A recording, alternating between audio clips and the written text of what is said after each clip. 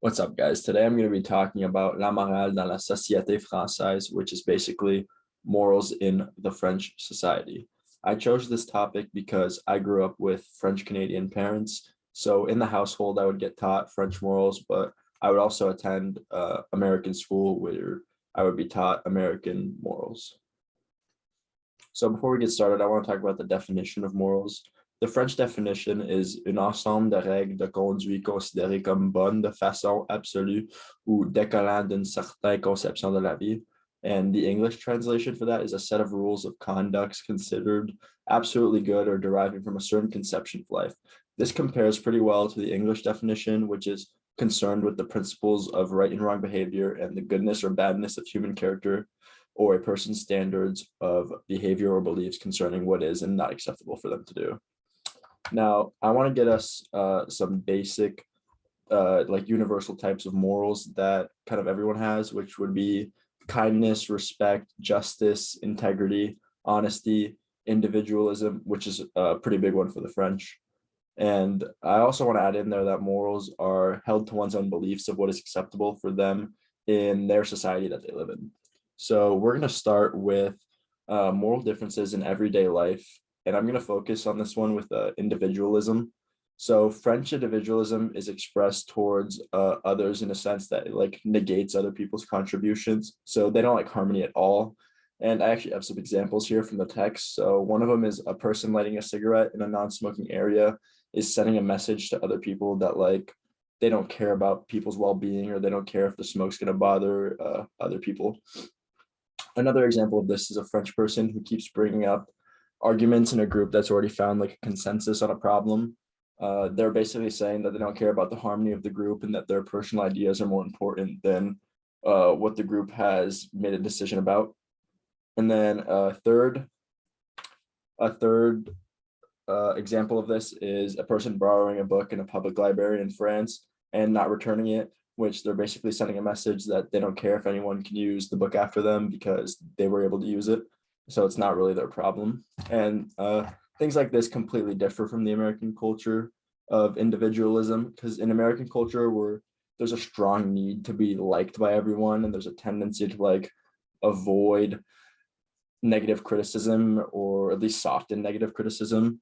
So more of all, people are like expected to be a nice guy and promote ideas and spread positive attitudes, which for French people that completely disregards their individualism, and it's more like self-centeredness for them. Next, I want to talk about morals that are more taught in the French education system, but I want to start with a certain age group, which is 9 to 11.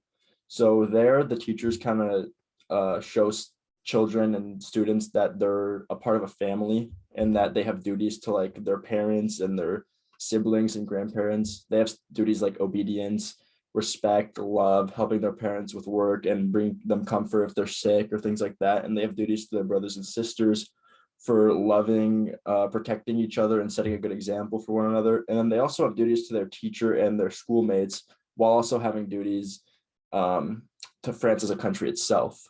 Next up, they teach them from age 11, 13, the difference between duty and self-interest, because they think that duty kind of disinterests character.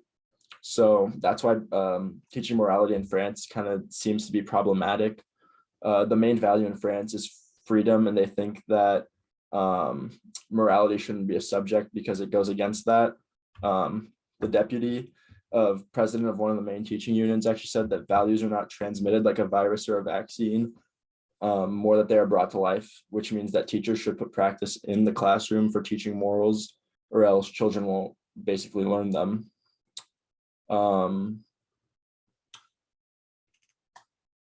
Teachers will make like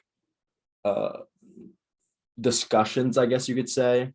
Like they'll make certain topics for discussions, and these include like an introduction to certain moral notions like good and evil, truth and falsity, sanction and reparation, and like respect for rules. Another topic is respect for the self, which is your dignity and your hygiene.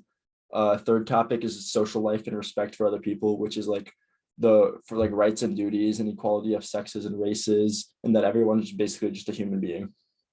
And then A fourth topic would be respect for property and other people's property, which kind of goes without saying of what it is. And these are really giving us as headings with no explanation, but they do like guide the discussion with themes. So teachers will set out themes, including dignity, liberty, equality, justice, respect for people, equality, and tolerance, and then absence from all forms of things like discrimination.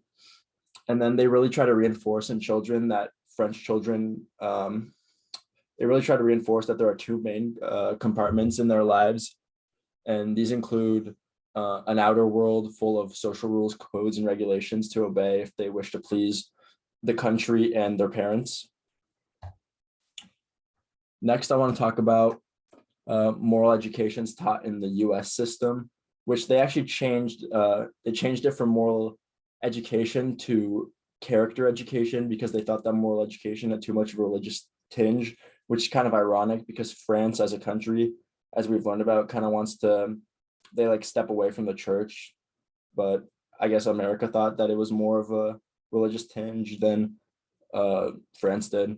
But in America, they try to teach character using an infusion approach, which aims to restore the formation of a student's character in a central place in schooling, rather than like simply adding character formation to the other responsibilities or like subjects of school, like literacy or like math and things like that.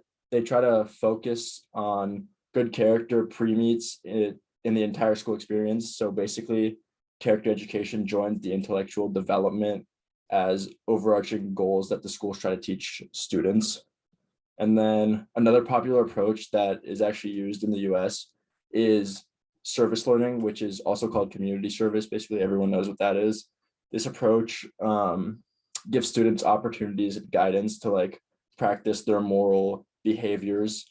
And this is actually based off of the Greek philosopher Aristotle and a concept that he made that a man becomes virtuous by performing virtuous deeds. Next, I want to talk about morals kind of taught in the French home. In French culture, parents raise their children to be dependent on the family. They don't really mean this in the sense of like being helpless, but in the sense of relying on family for advice and support, whether it's financially or just for mental support. They think that family should be like a primary focus in life. French families don't really like, as we learned in the text, don't encourage their children to strike out on their own as early as possible. They like when university students live with their parents if they're able to, if it's close enough to the school, or if they can't return home every often for like weekends and holidays and things like that. And to American people, the amount of time that French families spend together, they would find it irritating and even intolerable. But French people see it that advice is offered and that basically the extended family serves as an active support network, which is different than I guess you could say in the American culture. But like American parents usually raise their children to be more independent and to stand on their own 2 feet. Basically, like if you get in a big problem, like get out of it by yourself. That's kind of what I've been taught. I now want to talk about how morals lead to misconceptions. And I actually have an example from the text here of a French woman who came to the US to live with her fiance's parents in Atlanta. So she was looking for a job and she was surprised to realize that she would not receive the same level of help from her in-laws than she would from her family back in France. She said they're willing to make introductory phone calls for me, but apparently were unable or willing to ask friends and colleagues directly for a job, which basically just shows that in America, we like people won't do everything for you. They'll help you out, but like at a certain point, you're on your own. And for Americans, self-reliance is kind of like a way to grow, but she saw it more as like abandonment, basically. To conclude this presentation, I want to really step back on the points that I made, were that individualism is bigger in France than it is in the US. I mean, they don't really care about others' opinions basically about themselves. So they'll just do whatever they want to do. And if it affects other people, then that's not really their problem. And I also want to hit back on the point that French people are more family first oriented compared to American culture. I mean, morals taught in France really is taught with that your family is first and everything comes after your family basically.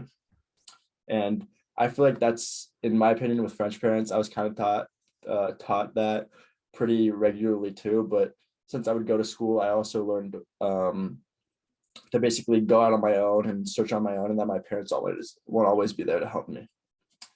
Uh, yeah, that's it. Thank you.